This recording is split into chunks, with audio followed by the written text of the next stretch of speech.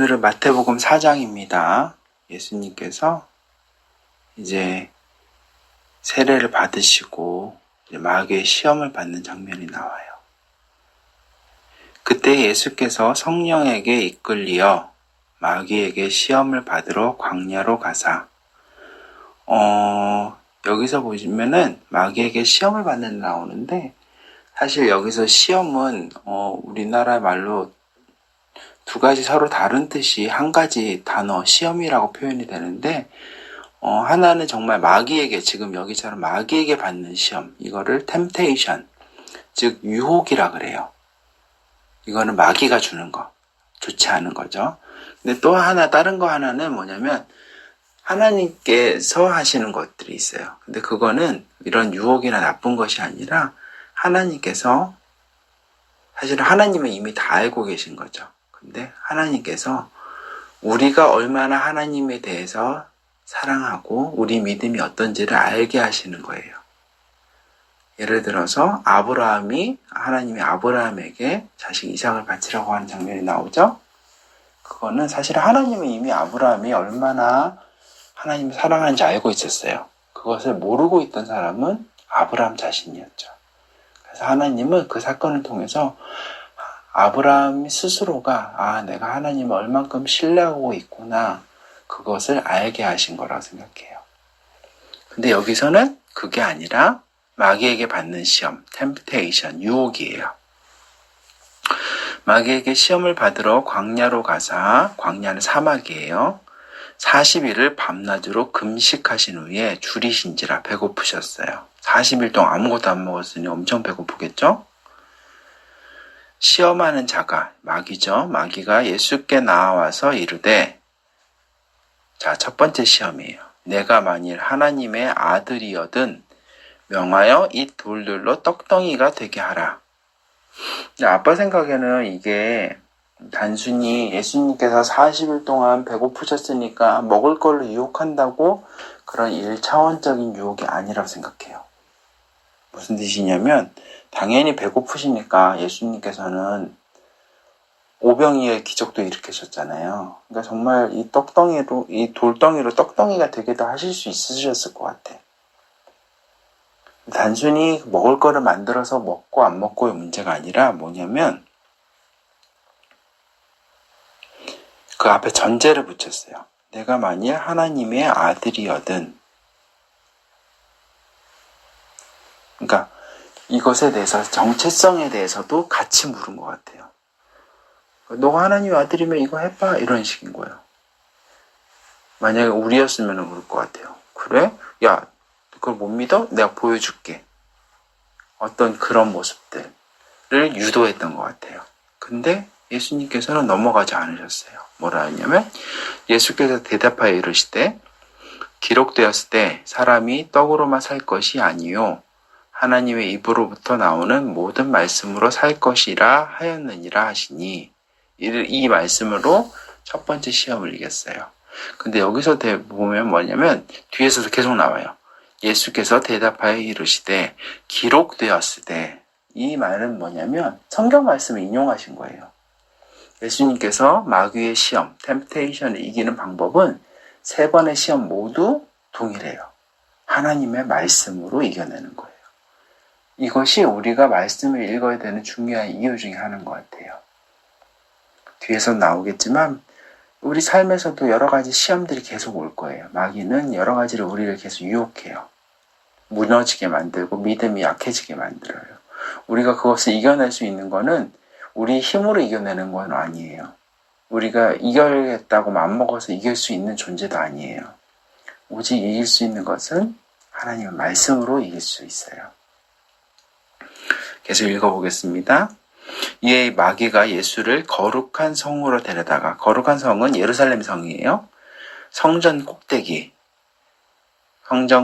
세우고 그러니까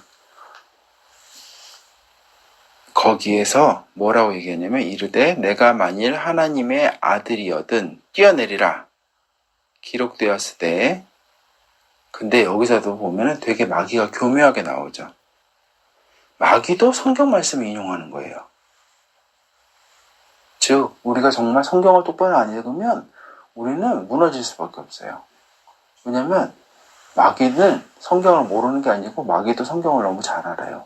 우리가 정말 성경을 정말 제대로 알지 않고 대충 알잖아요. 그럼 마귀가 이런 성경 말씀으로 유혹하거나 시험에 들게 할 때는 우리는 무너질 수밖에 없어요. 내가 만약 하나님의 아들이었든 뛰어내리라 기록되었으되 성경에 보니까 그가 너를 위하여 그의 사자들을 명하시리니 그들의 손으로 너를 받들어 발이 돌에 부딪히지 않게 하리로다 하였느니라. 여기서는 한 단계 더 나갔어요.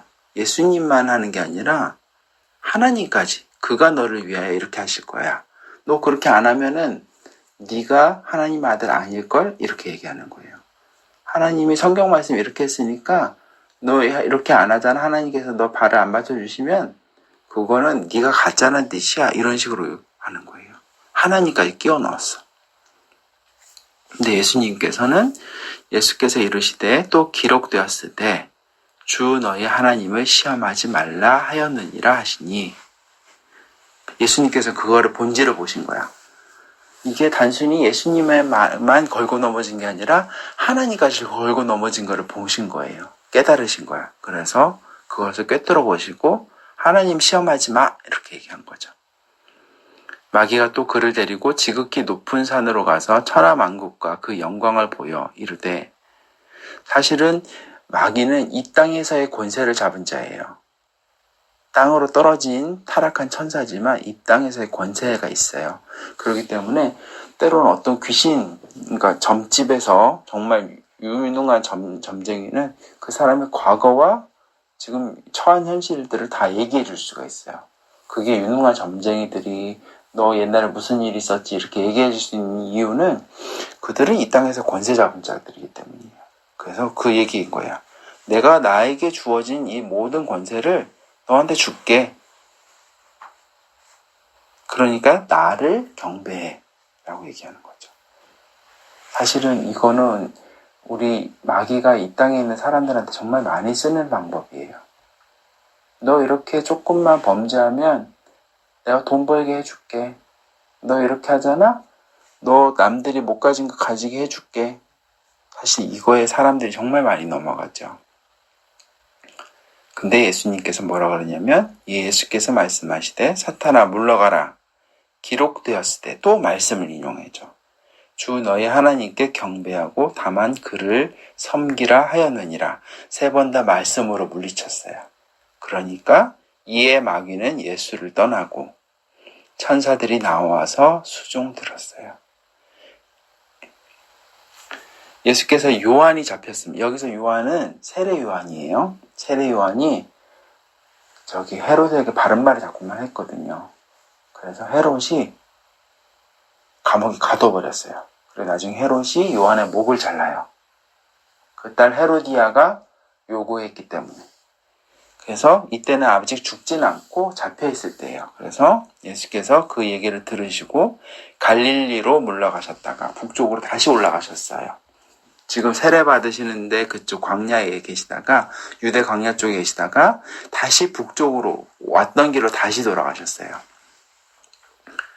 그리고 나사렛을 떠나 스불론과 납달리 지경 해변에 있는 가버나움에 가서 사시니 여기 해변이라고 나오는데 사실은 왜 해변이라는 표현을 썼냐면 이 납달리 이 부분이 어디냐면 지금으로 말하자면 갈릴리 호수 북서쪽쯤이에요. 북쪽에 있는 지명이에요. 근데 그 당시 사람들은 갈릴리 호수를 바다라고 불렀어요. 실제로 영어에 보면은 지도에 Sea of Galilee라고 돼 있어요. 갈릴리 바다라고 돼 있어요. 그래서 여기 해변이라는 표현을 쓴 거예요. 자, 여기서 보면 이는 선지자 이사야를 통하여 하신 말씀을 이루려 하심이라. 일러스되 스불론 땅과 납달리 땅과 요단강 저편 해변 길과 이방의 갈릴리여. 사실 이쪽 동네는 왜 이렇게 나왔냐면 그 뒤에 보면 흑암에 앉은 백성이라고 나와요. 왜냐면 이쪽 동네는 사실은 좀 못 사는 동네예요. 예루살렘 이쪽은 잘 사는 사람들, 기득권 사람들이 사는 곳이라면 이쪽에 있는 사람들은 잘 못 살았어요. 그리고 좀 독립운동을 하는 사람도 많았어. 예루살렘은 로마와 좀 친하게 지내는 사람들이었던 반면에 이곳에 있는 사람들은 독립운동을 했어. 그래서 로마의 핍박도 많이 받았던 사람들이에요. 가난하고 핍박도 많이 받고 한이 많았던 사람들이야.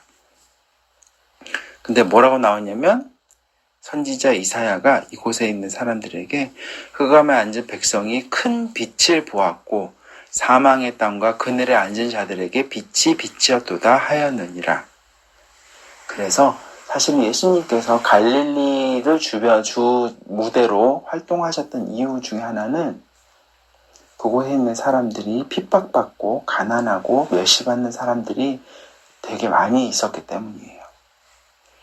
이때부터 예수께서 비로소 전파하여 이르시되 회개하라 천국이 가까이 왔느니라 하시더라. 이제 공생애를 시작하십니다. 갈릴리 해변으로 다니시다가 두 형제 곧 베드로라는 시몬과 그의 형제 안드레가 바다에 그물 던지는 것을 보시니 그들은 어부라. 말씀하시되 나를 따라오라 내가 너희를 사람을 낚는 어부가 되게 하리라 하시니 그들이 곧 그물을 버려두고 예수를 따르니라. 거기서 더 가시다가 다른 두 형제 곧 세베대의 아들 야고보와 그의 형제 요한이 그의 아버지 세베대와 함께 배에서 그물 깁는 것을 보시고 부르시니 그들이 곧 배와 아버지를 버려두고 예수를 따르니라. 자, 이제 예수님이 베드로, 안드레, 야고보, 요한 예수님의 수제자들을 이제 거두시는 장면이 나와요. 예수께서 온 갈릴리를 두루 다니시사 그들의 회당에서, 회당은 뭐냐면 유대인은 어디에 가든지 회당을 먼저 만들어요. 그래서 그곳에서 예배드리고 교제하고 생활의 중심지가 되는 거예요. 그 회당에서 가르치시며 천국 복음을 전파하시며 백성 중에 모든 병과 모든 약한 것을 고치시니 예수님께서 하신 일이 크게 이렇게 나와요. 가르치셨고 복음을 전하셨고 백성들을 고치셨어요. 그리고 이거는 우리 교회들도 꼭 해야 되는 일인 것 같아요. 가르치고 복음을 전하고 그 다음에 어려운 이들을 돕는 것. 지금 많은 교회들이 가르치는 것도 잘하고 복음도 잘 전하지만 어려운 이들을 돕는 것에는 좀 약한 것 같아. 아빠는 늘 그래서 이게 좀 안타까워요. 그의 소문이 온 수리아에 퍼진지라 사람들이 모든 앓는 자 곧 각종 병에 걸려서 고통당하는 자, 귀신 들린 자, 간질하는 자, 중풍병자들을 데려오니 그들을 고치시더라. 갈릴리와 데가볼리와 예루살렘과 유대와 요단강 건너편에서 수많은 무리가 따르니라. 아멘. 오늘은 여기까지 하겠습니다.